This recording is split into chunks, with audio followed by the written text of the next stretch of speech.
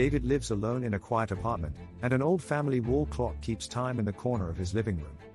It's not accurate, but he's never minded. It's a relic of the past, just ticking away in the background. One evening, while scrolling through his phone, he hears the clock ticking louder than usual. At first, he dismisses it, probably just his imagination. But when he looks up, the time reads 8:47 p.m., and the ticking is unsettling. Too sharp. Too close. David gets up to adjust it, but when he stands before the clock, something's wrong. The second hand isn't moving. The clock is frozen.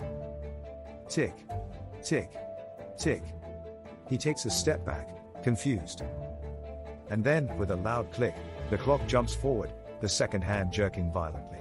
The time on the clock now reads 11:59 p.m. A strange coldness fills the room.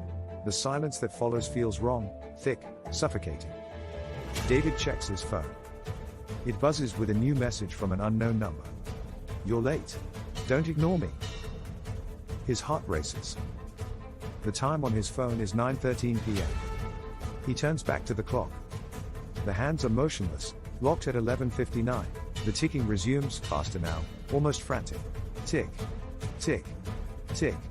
Tick. David's phone buzzes again. Another message. "I've waited long enough." Panic sets in. The air feels like it's closing in. He rushes to the door, but just as his hand reaches for the handle, the clock clicks again, and the hands lurch forward. It's 11:59 p.m. A deep, distorted chime rings out, sending a chill through him. His phone buzzes once more, too late. The room darkens, and David's reflection in the window begins to twist. His face, his own face, warps into something grotesque, his eyes hollow, his mouth stretched into a twisted grin. He tries to scream, but no sound escapes. The clock chimes again, its deep, grinding sound reverberating in his chest.